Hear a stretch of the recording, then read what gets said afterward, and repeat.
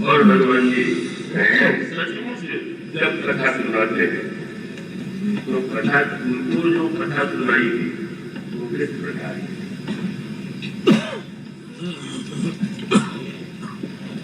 जैसे दवाई बहुत अच्छी है पर किसको कौन सा रोग है और उसको कौन सी दवा दी जाए इसका निर्णय जैसे कोई डॉक्टर या वैद्य करता है, इसी प्रकार से भगवान की जितनी पूरी रामायण है, राम कथा है, वो सब के सब मन के रोगों की दवा। और ये जो सुनाने वाले सदगुरु का कार्य है वो ये देखे कि सामने वाले को कौन सा रोग हुआ, कौन से रोग की प्रधानता और जो रोग है सामने वाले व्यक्ति के अंतःकरण में उसके अनुकूल कथा को उसके सामने कथा की दवा दी जाए। विभीषण की समस्या क्या थी? सब हनुमंत कही सब राम कथा निज नाम और सुरत जुगल धन उन्नत मन मगन सुमिर धाम।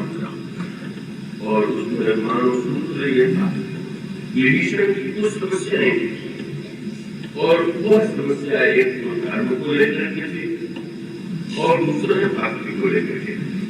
आप पूरे वचन में रह करके सुने। धर्म को लेकर के उनके अंतर में मन में ये द्वंद्व था कि रावण मेरा बड़ा भाई, शास्त्र कहते हैं बड़े भाई का स्थान आगे तुम है। तो ऐसी स्थिति में क्या रावण के विरुद्ध विद्रोह करना धर्म के अनुकूल होगा? फिर दूसरा प्रश्न उनके मस्तिष्क में ये था कि रावण को संसार के सभी लोग जानते हैं कि बड़ा अत्याचारी है और विभीषण ने मेरे लिए तो सब कुछ, रावण ने मेरे लिए तो सारा प्रबंध कर दिया। मंदिर में मैं पूजा करता हूँ तो रावण ने कभी नहीं कहा कि पूजा मत करो, मैं मंदिर में जप करता हूँ तो रावण कभी बाधा नहीं डालता। तो रावण का व्यवहार ये मेरे पुत्र से बुरा नहीं है और रावण मेरा बड़ा भाई है, तो क्या रावण का परित्याग करना ये धर्म के अनुकूल है या? और दूसरा प्रश्न ये विभीषण ने सुना था कि भगवान ने प्रतिज्ञा किया है कि मैं निशाचरों का नाश करूं, उनका तात्पर्य है कि मेरा जन्म तो निशाचर जाते होगा। और साथ उनको ये एक मन में आशंका है कि अगर मैं जाऊंगा तो श्री राम अवश्य कहेंगे कि जब उस रावण ने सीता जी का हरण कर दिया तो तुमने विरोध क्यों नहीं किया? उस समय तुम विद्रोह करके क्यों नहीं चले आए? इतने जल्द से क्यों आए? तुमने क्या? तो एक समस्या धर्म की थी और दूसरी कथा भगवान कैसा व्यवहार करेंगे इसको लेकर के थी। और हनुमान जी जो कथा कही उस कथा की विलक्षण थी कि धर्म के विषय में उनकी जो दुविधा थी उस और इसलिए उन्होंने एक सूत्र दिया और वो सूत्र बड़े महत्व का। हनुमान जी ने विभीषण को संबोधित किया, क्या था उन्होंने ये कहा हनुमंत भाई विभीषण, इस शब्द का प्रयोग सबको हनुमान जी को भी भाई कह रहे हैं पर और वो भाई के रूप में क्यों मानते हैं? अब वो भाई से भी अधिक बढ़ करके वो स्वामी के रूप में मानते हैं। तो यहाँ जब विभीषण को भाई कहते हैं तो उसका विशेष उद्देश्य भ्रातृत्व को लेकर के भी वर्षा छोड़े। हनुमान जी का संकेत था कि मैं तुम्हारे दो भाई, एक रावण तुम्हारा भाई है, दूसरा भाई मैं। तो जब दो भाइयों में निर्णय कर रहा हूँ कि भाई है, अगर दोनों भाइयों का मत अलग अलग हो, दोनों का आचरण अलग अलग करना पड़ता है, ये हम किस भाई का चाहते हैं? और तब कहा जा सकता है भाई की परिभाषा तो ये होती है एक माँ के उदर से जिनका दो का जन्म हुआ तो हम कहेंगे दोनों भाई। तो हनुमान जी न तो देश की दृष्टि से, हनुमान जी भारत के लंका, हनुमान जी का जन्म निशाचर जाति में अब विभीषण का जन्म, तो निशाचर जाति में हुआ, हनुमान जी का जन्म सुंदर जाति में हो, तो न देश की दृष्टि से न जाति की दृष्टि से, और न तो एक माता के गर्भ से दोनों का जन्म हो। परमात्मा हनुमान जी के कथा का उद्देश्य ये है, उनका अभिप्राय ये है कि वस्तुतः तुम्हारा भाई मैं हूँ तो तुम्हारा भी रावण है, क्यों? उनका हम दोनों की बात लेती है और तब हनुमंत पास दूसरा था, लेकिन बहुत ज्ञान की बात। हम दोनों इसलिए भाई हैं कि मैं भी सीता जी का पुत्र हूँ और तुम भी सीता जी का। मानो संकेत केवल तुम शरीर के नाते से ही संबंध का निर्णय करो तो प्रत्येक जन्म में तुम्हारे संबंध होने चाहिए। पूर्व जन्म में जो मातृ को आवश्यक है, अन्य जन्मों में तुम्हारे सारे संबंध परिवर्तित हो जाएंगे। और जो माता कभी नहीं बदलती, जो वस्तुतः ऐसी माँ है कि जो समस्त माताओं की भी माता है, वह छोटी ही आज शक्ति ही है। और अगर तुम इस दृष्टि से विचार करो कि तुम तो पूर्ण माँ के पुत्र हो और जिनका पुत्र नहीं, और तुम सोचो एक पुत्र क्या अपनी माँ को इस प्रकार से कष्ट में देख करके वो चुपचाप बैठा है? क्या उसका कर्तव्य नहीं तो माँ के कष्ट के निवारण की चिंता करे? मानो कर्म की और बुद्धि उन्होंने सुझा, उसके साथ साथ उनके मन में ये प्रश्न था कि अगर रावण मुझसे अच्छा व्यवहार करता है तो अच्छा व्यवहार करता है तो मुझे क्या करना चाहिए?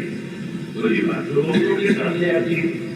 कोई बुरा होगा तो दूसरों के लिए होगा, मेरे लिए तो अच्छे ही। हमारी परिभाषाएं बन गई, बुराइयों को लेकर के हमारी परिभाषाएं, अगर वो हमारी जाति का है और दूसरा दूसरी जाति का है, तो जाति वाला है तो बुरा करता है तो कोई बात नहीं, दूसरी जाति वाला करेगा तो बुरा, हमारे परिवार का सदस्य बुरा करेगा तो कोई बात नहीं, और दूसरा व्यक्ति बुरा करेगा तो बुरा। इसका उत्तर हनुमान जी ने बहुत विस्तार से वहां तो स्पष्ट नहीं किया, लेकिन उन्होंने समझ लिया कि बुद्धि को सुधारने के लिए मुझे दृष्टांत भी देना होगा, और दृष्टांत उन्होंने कर दिया। जब हनुमान जी लंका जलाने लगे तो उन्होंने सब घर जलाया, विभीषण ने छोड़ दिया और उद्देश्य हनुमान जी का पूरा हो गया। जब लंका अधिपति रावण को समाचार मिला कि सारी लंका जल गई, विभीषण का भवन छोड़ दिया, तो वो बुरा व्यक्ति जो होता है ना, वो किसी से अच्छा व्यवहार करता है तो स्वार्थ के लिए करता है, कोई परमार्थ के लिए नहीं करता। उसने तो भक्ति की सुविधा इसलिए दे दिया था कि उसने अपने कान से सुना था कि विभीषण ने ब्रह्मा और शंकर से वरदान मांगा कि भगवान की भक्ति करो। तो रावण को ये लगता था कि इसने भक्ति का वरदान पाया, और अगर मैं इसकी भक्ति छुड़ा दूं तो उसका अर्थ है कि ब्रह्मा शंकर का वरदान था, और इसको दिया गया झूठा हो गया तो मेरे दिया भी कुछ हो सकता है। इसलिए पूजा पाठ कर ले तो कर लेने में हमारी क्या है, अपने मंदिर को कर लेगा, हमें मनमानी करने की छूट रहेगी तो अच्छी। और इसीलिए उसने तुरंत सोचा कि मैंने जिस बंधन को विरुद्ध करने दिया तो ये आया बचाने के लिए, और इसने नजर दिलाया छोड़ दिया दोनों जरूर मिले, और इस विभीषण को किसी तरह से ऐसे निकालना है, भगवान की कृपा में जो भी होती है। वो सोच सकता था कि इसको कैद कर लो, मार डालो, लेकिन उसको अभिमान इतना है कि नहीं सोचा अब अगर मैं ये कहूँ कि मैं राम विभीषण की बातों में आ गया, इतने विद्वान लोग उनकी बातों में कैसे आ गए, मुझे नहीं कहना चाहता। और आग लगाने की आग दूसरे में क्या है, इसलिए विभीषण को उस समय चुप रहा, और वो मन में भय विरोध पाली और पालने के बाद जब अवसर मिला, जब विभीषण ने सोचा कि मेरे खंड से इन्होंने हनुमान को भी छोड़ दिया था, हमारी बात बड़े ध्यान से सुनते तो कुछ अधिक ही उत्साह आ गया और रावण का चरण पकड़ करके रावण को समझाने लगे। श्री राम कौन है? विभीषण जी रावण को प्रथा बता रहे। अब रावण को प्रथा बताने के बाद जब ये कहा राम ने मेरे को पाला, भुवनेश्वर काला, ऐसे ब्रह्म अनामय अज भगवंता, व्यापक अज अनादि अनंता, वो देवतारी कृपा सिंधु मानस का जोड़ना। तुम बड़े विभीषण के विषय में एक प्रसिद्ध था कि लंका में सर्वश्रेष्ठ राजनीतिक विभीषण। हनुमान जी ने कहा तुमको आदि की लंका में नीति विभूषण, सात आउंजे को नीति विभूषण। तो उन्होंने कहा कि तुम नीति करो, तुमको नीति विभूषण हो, मेरे पास लेगा और सठ मिल जाए तुम्हें दो नीति, अपनी पूरी नीति का ज्ञान उसी के सामने प्रबंध को सुना दे। और जब वो चले गए तो दो गुप्तचरों को भेजा, जब ये भीषण जाता है तो वो तपस्वी राजकुमार उससे ऐसा व्यवहार करता है। भीषण गए, भगवान राम ने स्वागत किया, लंकेश बना दिया और ये दोनों सुखाए भगवान राम कृष्ण और शील से वशीभूत हुए। और जब पूछने लगा, रावण ने देखा कि ये लोग कुछ बदले तो उसने कहा तुम कुछ ऐसा लग रहे हो कि बहुत चिंतित हो, क्या हो गया? क्या हुआ? बोले मेरा गाय जब हमने तुम्हारा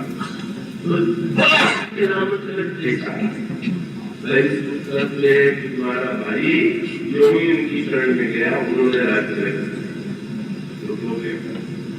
राम की प्रकट हो रही।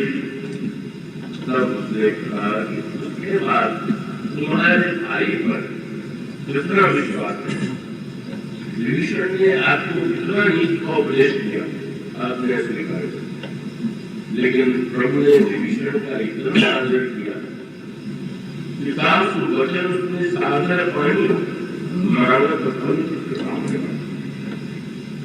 विभीषण जी ने कह दिया कि महाराज समुद्र से प्रार्थना की, उन्होंने शक्ति समुद्र को सुखा दी, पर उन्होंने विश्वास किया और तुम्हारे भाई की बात मान करके समुद्र के किनारे दर्शन कर रहे। बस राम ने जो जितने जोर किया मेरी योजना सफल हो गई। जो वचन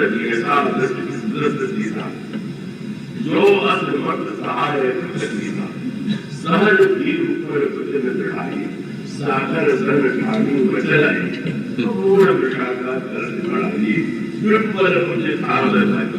इसलिए तो मैंने देखा उसकी सलाह मानी तो उनका करेंगे और उन्होंने सलाह माना तो अनुसरण करके प्राण छोड़ गए जो भूतपूर्व होने वाला है।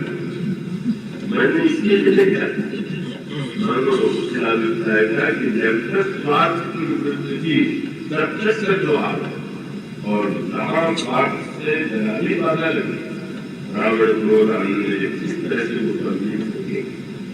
तो विभीषण यह बताना चाहते हैं कि एक ही संबंध जो है समस्त संबंधों में सर्वश्रेष्ठ और कोई भी संबंध स्वीकार किया जाना चाहिए जब उस महानतम संबंधी के संबंध से जुड़ा हुआ हो। अगर वो महानतम संबंधी के संबंध से जुड़ा हुआ है तो भक्त लोग इस बात से नाता मानते हैं, जाति के आधार पर भक्त नाता नहीं मानते, वंश के आधार पर नहीं मानते, कुल के आधार पर इसलिए नहीं मानता और धर्म के आधार पर भी नहीं मानता। तो वंदना में तो कहेंगे जाति पांच कुल धर्म बढ़ाई और वाल्मीकि जी ने भगवान राम से प्रार्थना करते हैं आप उनके वजह में रहिए, इनके धर्म बढ़ाई, ये परिवार सुभद्र बुलाई सब तुम्हें रहे बोले।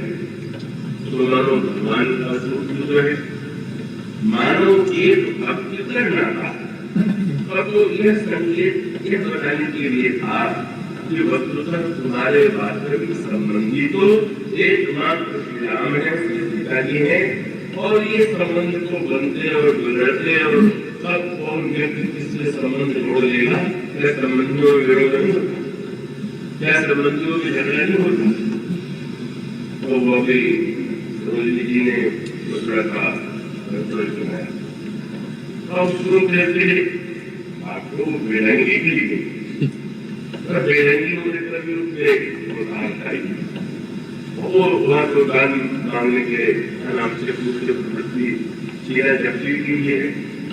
और उन्होंने ये कहा कि अब देखिए आप लोग दुख मुझे मत दीजिए।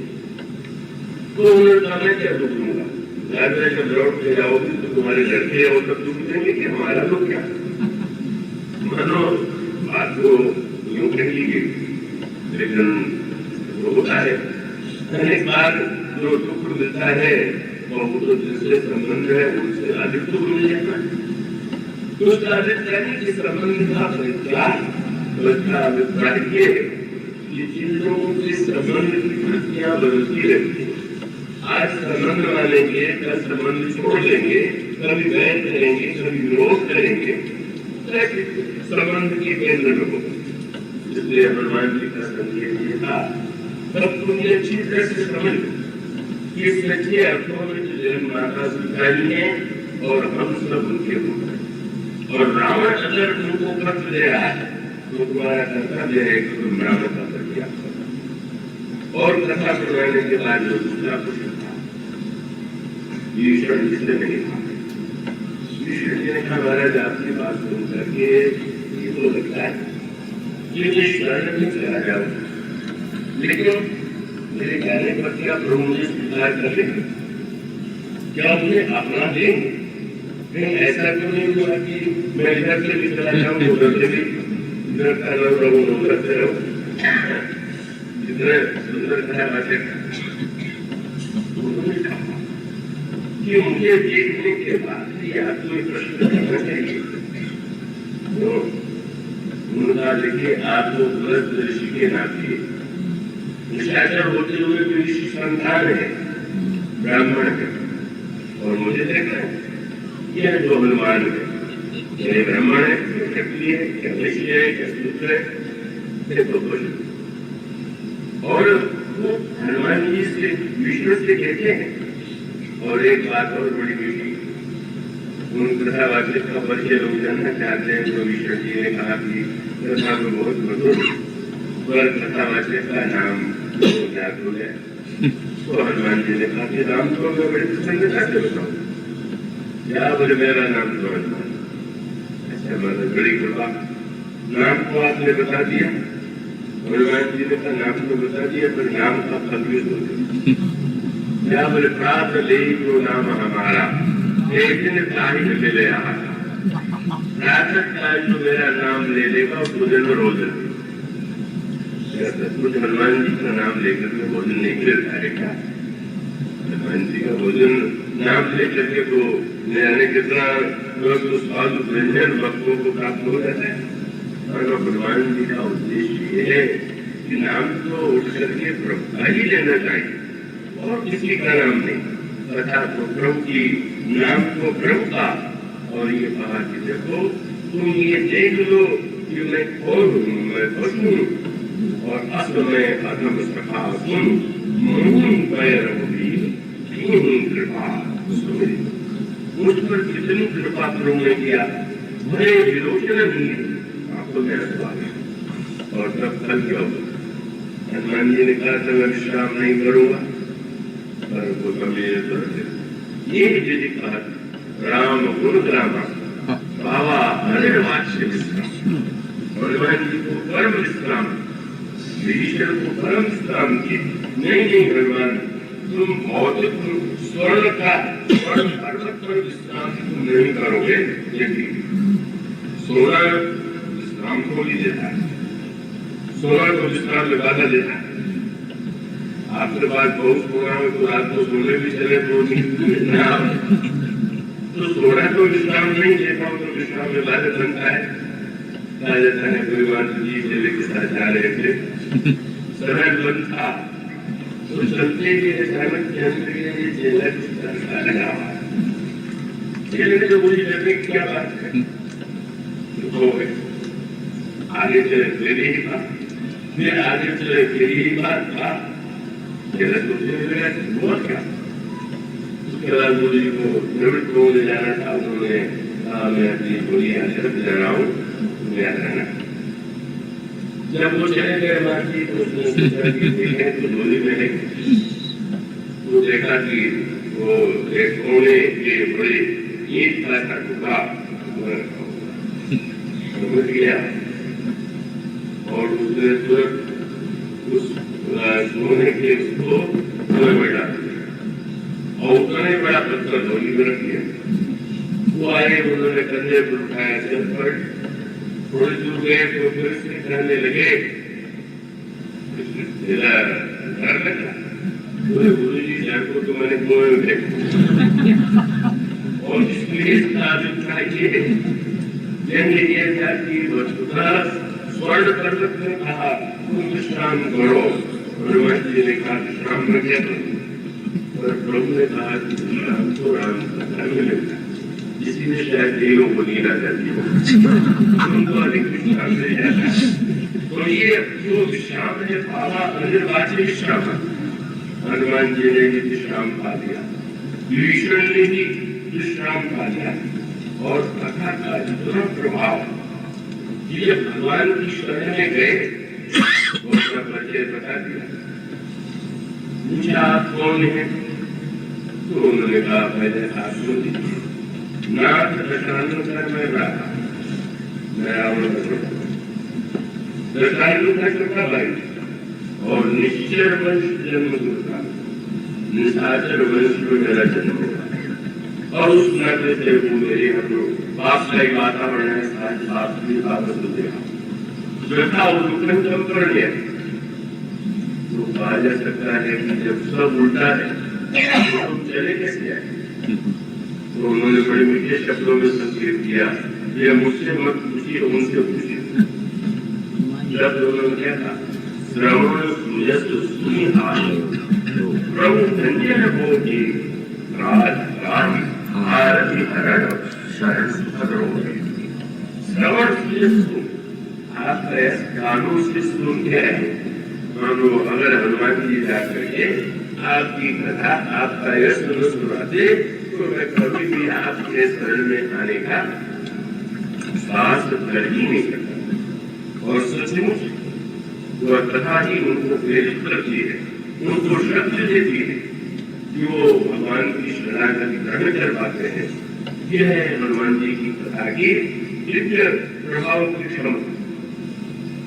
और वही कथा जब माँ को सुनाते हैं तो माँ के अंतःकरण में वहां पर भी बड़ा मदद होता है, दुख तो दूर हो गए। लेकिन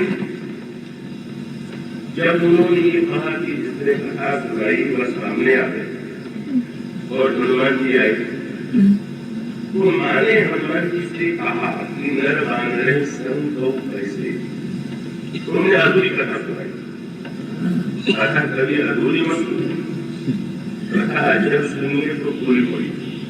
रामायण गीता कोई ग्रंथ दो चार चौपाइयां पढ़ लीजिए, उसी में कहिए तुलसीदास जी का ये सिद्धांत है, ये विधिया रोल कुमार वाली है तो वो नारी के विरोधी है।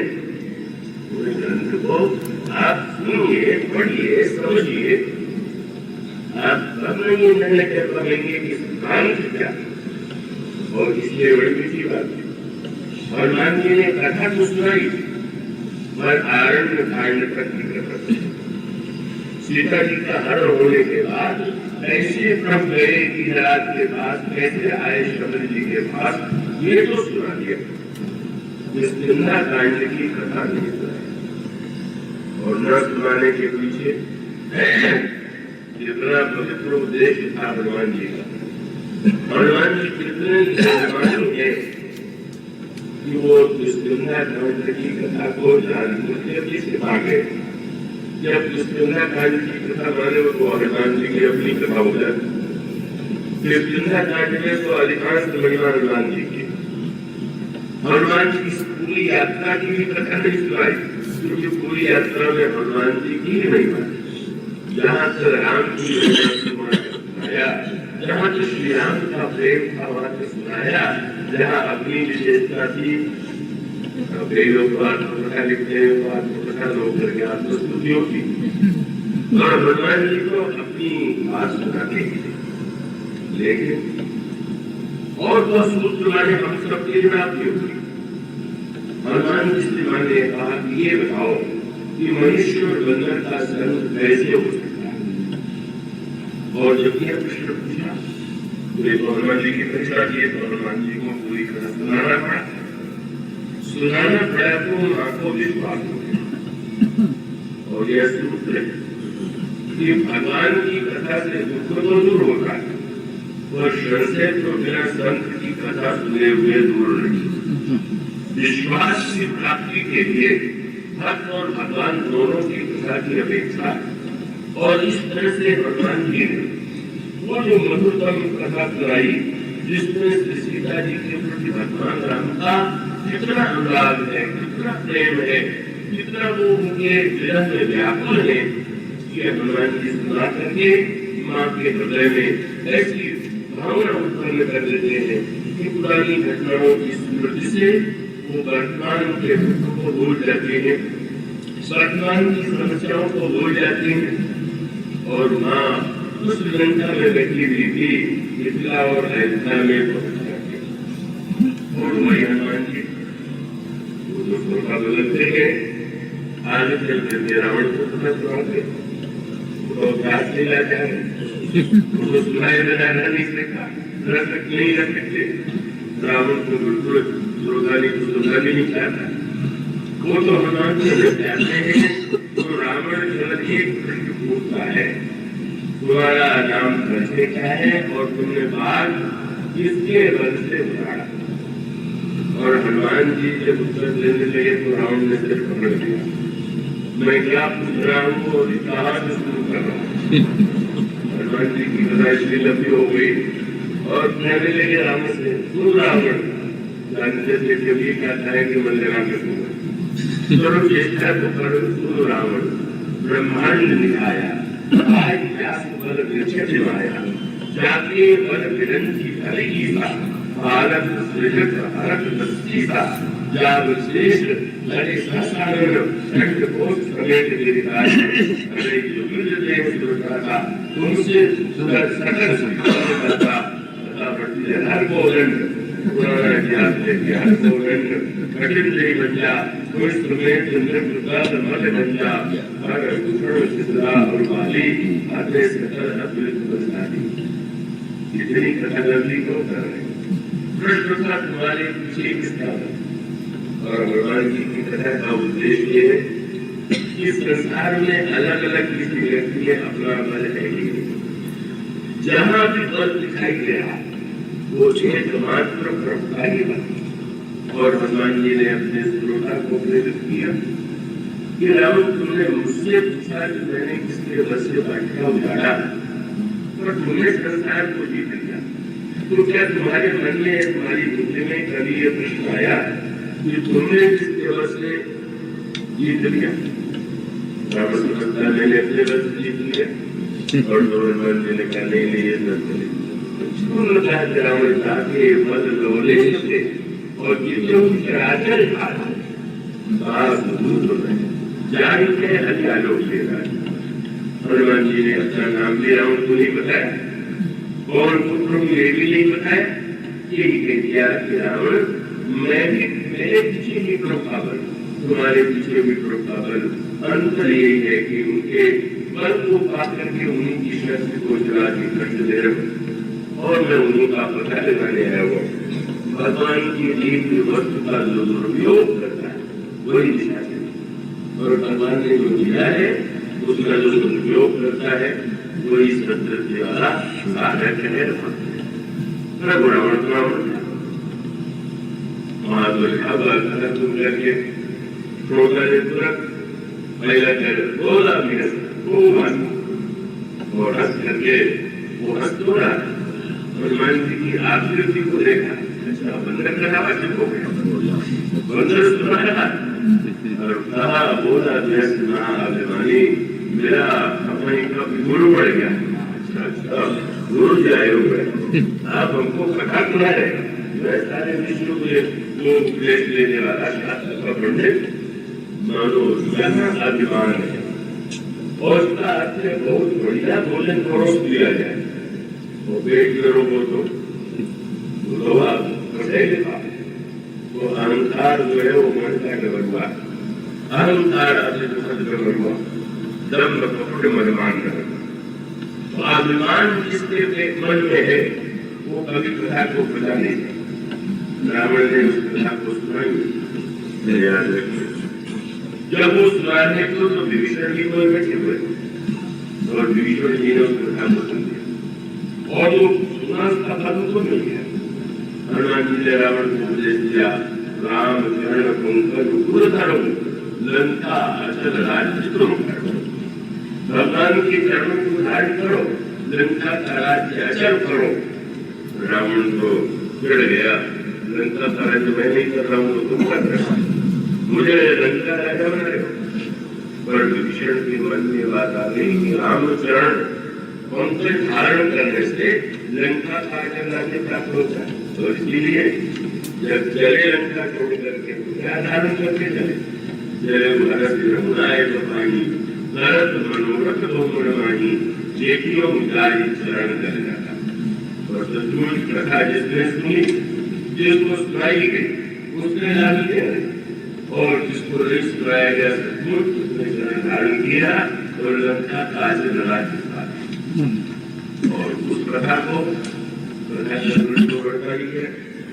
हनुमान जी लौट करके आए तो गंधर्वों से मिलन हुआ और गंधर्व बेचारे को पान कर नहीं पाए थे, लेकिन वो गंधर्व और अंगद विशेष रूप से हनुमान जी से पूछने लगे कि हम लोग तो नहीं जा पाए, पर यात्रा में आपको जो अनुभव हुआ जरा बताइए।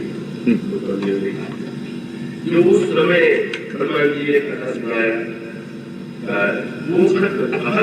नवल किया, हनुमान जी पूरा वर्णन लंका का सुना जाते और कथा का चमत्कार अंगद के जीवन में तो कर गया, वो तो श्रोता जैसा हो, अंगद में क्या चमत्कार है। जब इंद्रपुरी के पास पहुंचे तो सुग्रीव का बात था वहां, अंगद ने कहा चलो इस बात के फल हम सब लोग खाते। महाराज ये जो सुग्रीव का बात का भाग है, महाराज के सामने बिना उनकी आज्ञा की कोई फल नहीं खा सकते। हमने कहा हम लोग को खाएंगे, जो बुरेली कथा नहीं सुना, हनुमान जी ने क्या रावण की वाटिका का फल रावण से पूछ के खाया था, पूछने की क्या होता है, अभी तो तुम सुन रहे और हम लोग भी खाएंगे। आने लगे उनको रखवाले थे, उसको बड़ा क्रोध है, इतने एक बात ही कुछ नहीं और भड़काए जा रहे हैं, वो बंदरों को रोकने लगे। अब पूछा गया अंदर से क्या करे, कोई हनुमान जी वाला उपाय यहाँ पर मुझे प्रहार मार कर डालना, उसका मुद्दा जरा आगे गहरा था तो वही गए थे, उनको प्राण तो नहीं लेना है। और जितने वाटिका के रक्षक थे मुझ प्रहार जो भी हुआ सब भागे। ब्राह्मण ने ब्राह्मण ने ये सुना कि वाटिका का फल खा लिया तो क्रोध आ गया और जब ये गए तो उन लोगों ने जानबूझ के उकसाने के लिए, झगड़ा लगाने के लिए नहीं कहा कि हनुमान जी ने फल खा, नलिनी ने फल खा लिया, जा करके कहा जाए पुकारे थे सब अंदर है आपका बाबूराव है, पता था कि अंदर और सुग्रीव में थोड़ा मन की दूरी है, झगड़ा कैसे बढ़े। अंदर तेरा सुनेंगे तो कहेंगे आओ पकड़ कर मैं भी दंड देता हूँ, सुग्रीव एक युक्त है। सुग्रीव ने कहा अच्छा निश्चित रूप से जौन हो तो सीता पाई तो मधुबन के फल कठिन पाई। अंगद का अभिप्राय था कि जब जिन्होंने माँ के दर्शन के फल से फल खाया तो जिस दर्शन का फल आके जिसने फल खाया उसका फल हम लोगों को भी तो मिलेगा, हम लोगों ने भी जब कथा सुना है तो उन्होंने कहा कि ये बचपन अब तो मेरा सीता जी की प्राप्ति और समाचार के लिए नहीं आ सकते हैं। सुग्रीव गंधर्व का स्वागत करते हैं और अंगद ने तो जीवन में कथा को ऐसा दृढ़ कर अंगद महान करवा और उनकी समस्या थी।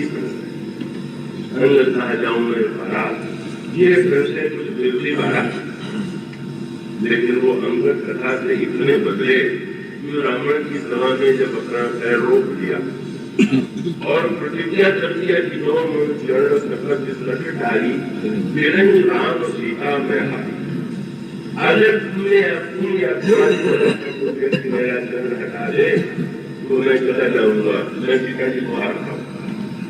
लौटने के बाद गंधर्वों ने पूछा समुद्र के किनारे तो आप बड़ा विवेक से बोले कि आपने कितनी बड़ी प्रतिज्ञा कर दिया। हनुमान जी महाराज की कथा का फल की उन्होंने रावण को उपदेश दिया था कि रामचरण पंकज धरहु लंका अचल राज्य को करो। तो मुझे ये लगा कि अगर हनुमान जी आश्वासन देते कि रावण का पद अचल हो जाएगा तो प्रभु का नाम लेके हमारा पद अचल नहीं हो जाएगा।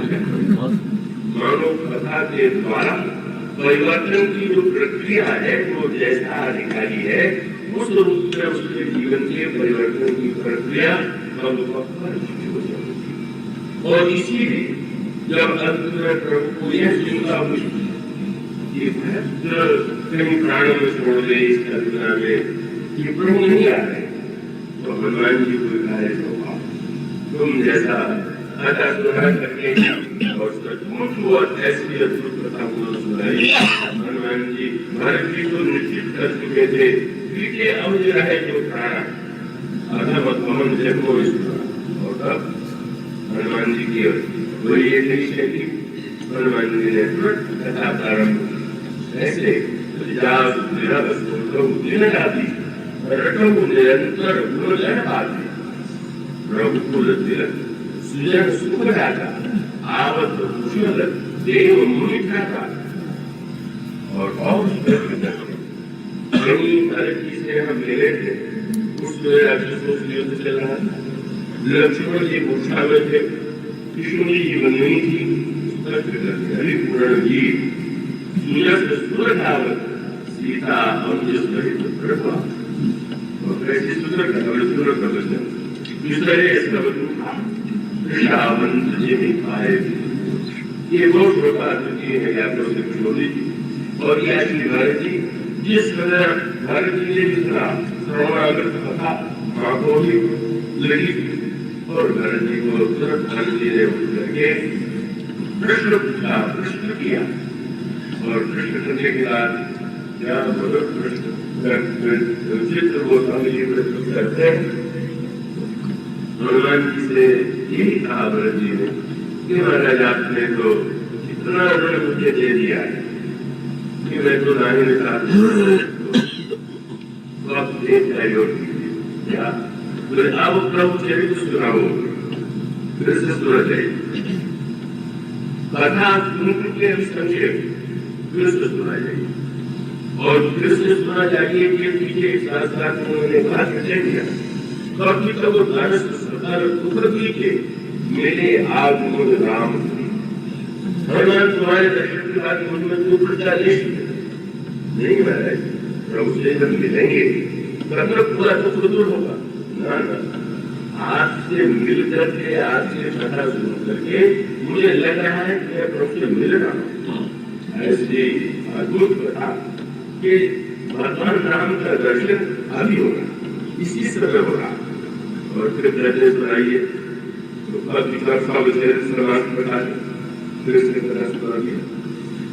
और श्रोता कहते मैं बहुत श्रोताओं को जो घड़ी की ओर देख रहे होंगे कितनी लंबी कथा रही है, लेकिन भारत की महाराज जैसे सुनना है अब कथा दो बार सुन चुके। अब कहने कि मेरे मन में एक प्रश्न है क्या बोले आपको याद आता है कि प्रभु ने कभी मेरी याद किया हो? महाराज आप कौन कह सकता है आपके गुणों की प्रशंसा करते हुए तो प्रभु कभी थकते हनुमान जी ने कहा, भरत जी ने कहा कि नहीं भाई ये नहीं सुनना। अगर आप कहेंगे कि उन्होंने कहा भरत बड़ा विरागी बड़ा त्यागी मुझे कोई मनुष्य प्रसन्नता नहीं होती। अब ये बात बताइए निजदास ब्रह्मवंश कभी क्या प्रभु के मुंह से निकला कि भरत मेरा निजदास है। हनुमान जी तो चलो क्रोधा के वक्ता के चरणों में और यहाँ तो वक्ता के वक्ता नहीं भरत जी के चरणों में प्रणाम किया। रघुवीर जगन्नाथ जो आगे विनीत परम पुनीत सर्वसिद्ध राम प्राण के नाथ महाराज तो उनके प्राण से भी अधिक बढ़ते थे। और फिर तो जिस हो गई राम राज्य लक्ष्मण जी को प्रभु की सभा में प्रभु के साथ प्रभु इस्लाम के लिए जो ही जाते भरत जी हनुमान जी को पकड़ देते आइए चलिए जरा वाटिका में घुमाओ और गोस्वामी लिखते हैं भारत और शत्रुघ्न दोनों हनुमान जी को लेकर के वाटिका में जाते और जाने के बाद क्या करते भरत शत्रुघ्न दोनों भाई सही तो पवन सुत उपवन भाई बूझ नहीं गए राम कथा सुनाती हनुमान सुमत होगा सुना दिया। अब विचित्रता क्या अब यदि कथा समाप्त होने के पहले बच्चे आप लोग कथा सुना दीजिए क्या कहें कि आप लोग ऐसा करेंगे नहीं लेकिन अगर ऐसा कहें तो मैं भी हूँ कैसे दोनों लेकिन यहाँ तो अनोखी बात भक्ता और श्रोता दोनों अनोखे भरत जी ने हनुमान जी से कहा कि बात कैसे बात और पूरी बात और लिखा हुआ सुना कर दीवार आज शुद्ध पाओ और बहुरी बहुरी तारी तेरे कहा एक बार दो बार तीन बार कथा के जो ये जन्म पक्ष है किसी के लिए कथा भोजन किसी के लिए दवा औषधि किसी के लिए कथा किसी के लिए प्रेरणा है और किसी के लिए कथा जो है स्वान स्वान भोजन तो आप एक समय पर एक मात्रा में करते पहले किसी से कहा जाए कि अरे बहुत दिन रात क्या खाते दे रहे जो थोड़ी देर बंद भी तो कटा लो तो वो तो स्वास्थ्य के लिए मेरा तो जीवन ही मानो ये भगवत कथा इतनी हुक्मों में जीवों को धन्य करने वाली है कल्याण करने वाली है और वो कथा के सर्वोच्च सर्वश्रेष्ठ कथा जो है जब उन्होंने कथा सुनाई और स्वयं जब जन्म तो इसके लिए कोई उपाय कि प्रभु ने मुद्रिका लेकर के भेजा राम राम की मुद्रिका लेकर के और जब लौटने लगे तो माँ ने मुद्रिका नहीं दी अपने सिर से पूरा मणि उतार करके मानो संकेत आपने नाम की मुद्रिका दे करके जिसे भेजा था आपने तो अंगुली की आभूषण उसको माना पर मैं तो इसको भक्तों का चूड़ामणि मान करके ऊपर चूड़ामणि ये तो ऐसा महान भाग्य है श्री हनुमान जी वस्तुतः माँ के हृदय को द्रवित करते हैं उस द्रवित हृदय में जो पीड़ा है उस पीड़ा का निवारण करके किस प्रकार से आगे उनके वर्णी का परिणाम माँ ने हनुमान जी को जो दक्षिणा दी